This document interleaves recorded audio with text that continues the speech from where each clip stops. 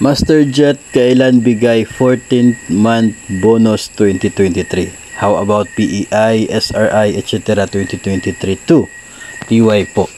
Okay, so dahil papatapos ang taon, ay dito tayo sa mga natitirang benepisyo at incentives para sa mga government personnel. Sa aking palagay, ito po tinutukoy na 14th month ay yun pong year-end bonus.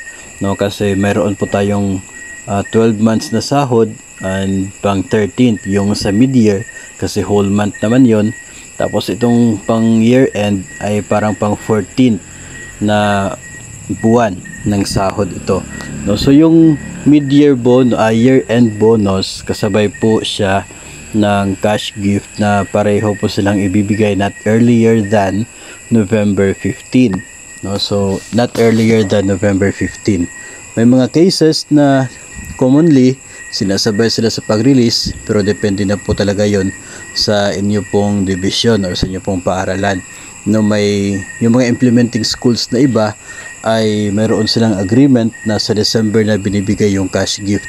Total, pasok naman siya sa guidelines na not earlier than November 15 para mas malaki yung makukuha nila sa December.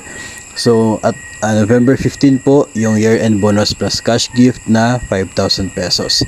Ngayon ito pong PEI, Productivity Enhancement Incentive, ito po ay not earlier than December 15. 5,000 pesos din po yun, no? So December 15. And itong SRI naman ay depende po yun, no?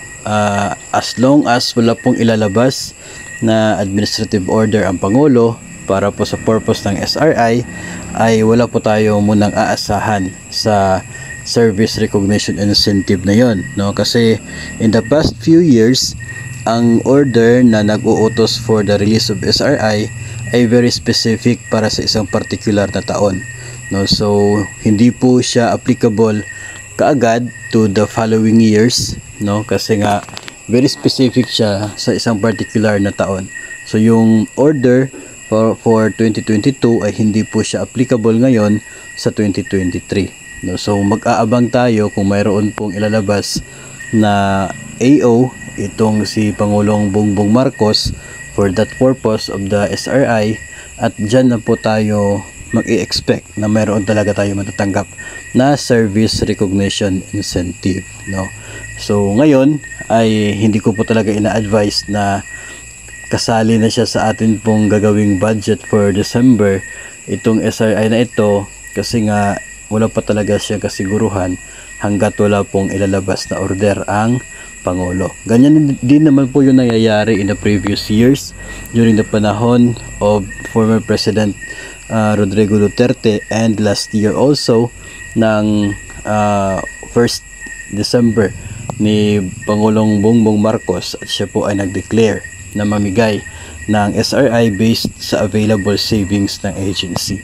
So for this year 2023, mag-abang muna tayo at maghintay kung mayroon bang ilalabas na order for that purpose. Saka na po natin i-expand yung kanyang guidelines at pag-usapan. So wag muna nating isali sa budget yung SRI sa ngayon hanggat wala pong ilalabas na order ang Pangulo.